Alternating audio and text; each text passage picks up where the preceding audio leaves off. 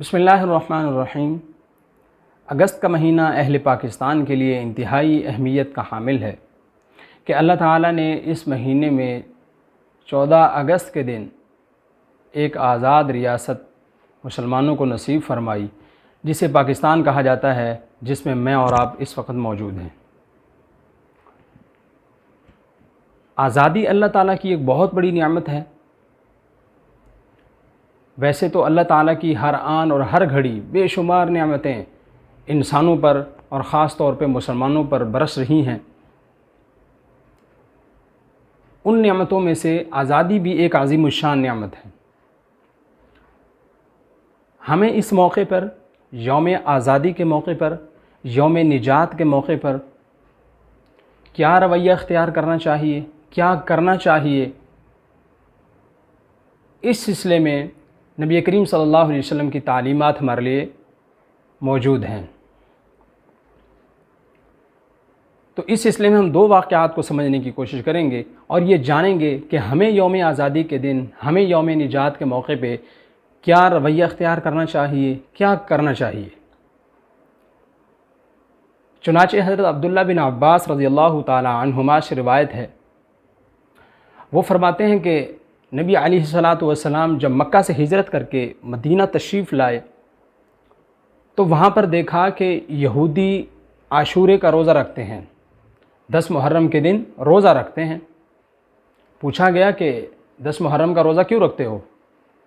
تو کہنے لگے ھذا یوم عظیم، کہ 10 محرم کا دن، یہ عاشورے کا دن بڑی عظمت والا ہے، بڑا عظیم الشان دن ہے۔ کیوں؟ اس لیے کہ اللہ تعالیٰ نے عاشورے کے دن، 10 محرم کے دن، ہم بنی اسرائیل کو فرعون اور آل فرعون سے نجات دی۔ تو یہ 10 محرم کا دن، یہ عاشورے کا دن ہم بنی اسرائیل کے لیے یوم نجات ہے، یوم آزادی ہے۔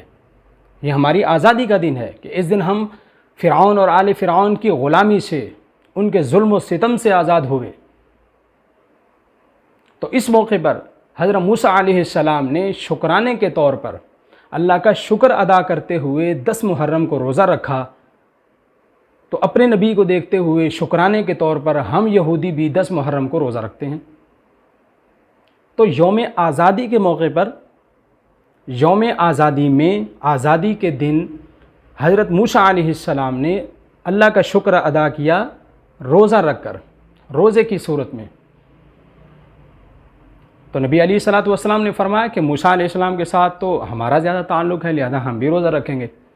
تو چونکہ صرف 10 محرم کے روزے سے یہودیوں سے مشابہت ہوتی تھی، اس لیے حضور نے فرمایا کہ اگلے سال اگر میں تمہارے درمیان موجود رہا تو ساتھ ایک روزہ اور ملائیں گے، تاکہ ہم 2 روزے رکھیں اور ہماری یہودیوں سے مشابہت نہ ہو۔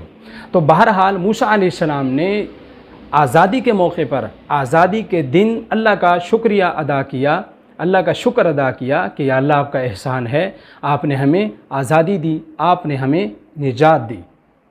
تو موسیٰ علیہ السلام نے روزہ رکھا۔ دوسرا واقعہ، جب مکہ فتح ہوا،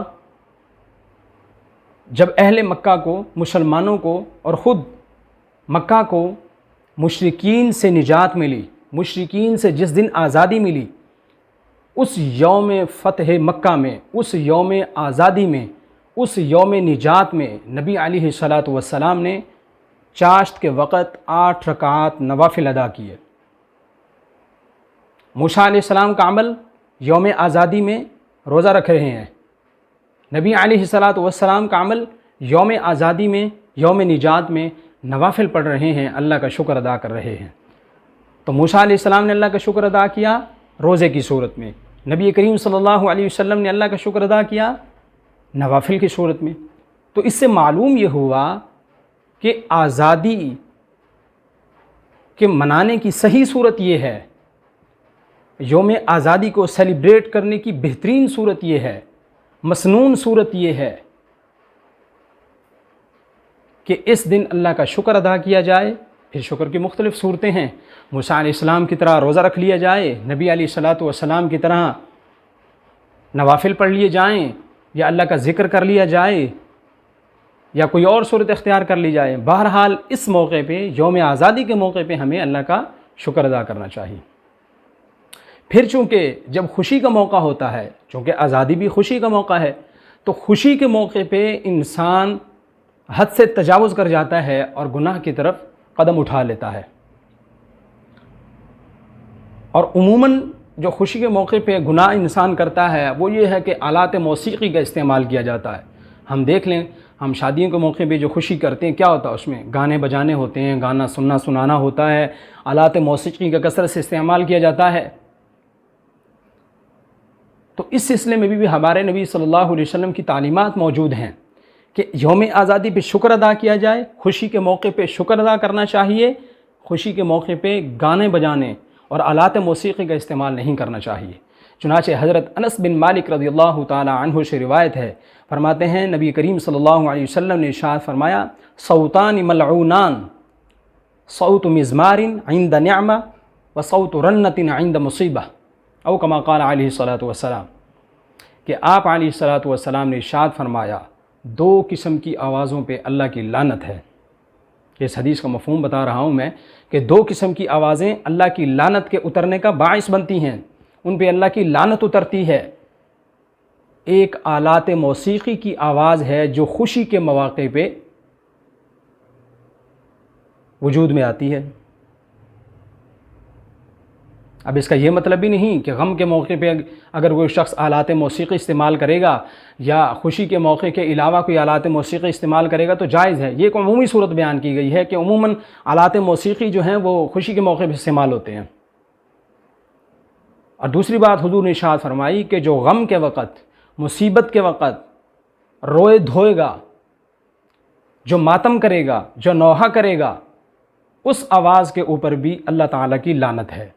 یعنی وہ شخص جو اس آواز کا سبب بن رہا ہے، جو وہ آواز نکال رہا ہے، جو آواز وہ خود جان بوجھ کے سن رہا ہے، اس شخص پر اللہ کی لعنت ہے۔ تو یوم آزادی میں ہم نے کیا کرنا ہے؟ اللہ کا شکر ادا کرنا ہے، اور یوم آزادی میں ہم نے آلات موسیقی سے بچنا ہے، ہم نے گناہوں کے کاموں سے بچنا ہے۔ تو اللہ کا شکر ہمیں ادا کرنا چاہیے کہ اللہ تعالیٰ نے یہ ایک ملک آزاد ریاست کی صورت میں ہمیں عطا کر دیا۔ تو جس مقصد کے لیے اس ملک کو حاصل کیا تھا، ہمیں اس مقصد کے زندہ کرنے کے لیے، اس مقصد پر عمل پیرا ہونے کے لیے اللہ تعالیٰ سے دعا بھی کرنی چاہیے اور اس کے لیے عملی کوشش بھی کرنی چاہیے۔ تو اللہ سے دعا ہے کہ اللہ تعالیٰ ہمیں صحیح معنوں میں یوم آزادی کو، یوم نجات کو سیلیبریٹ کرنے کی توفیق عطا فرمائے۔ وما علینا الا البلاغ المبین۔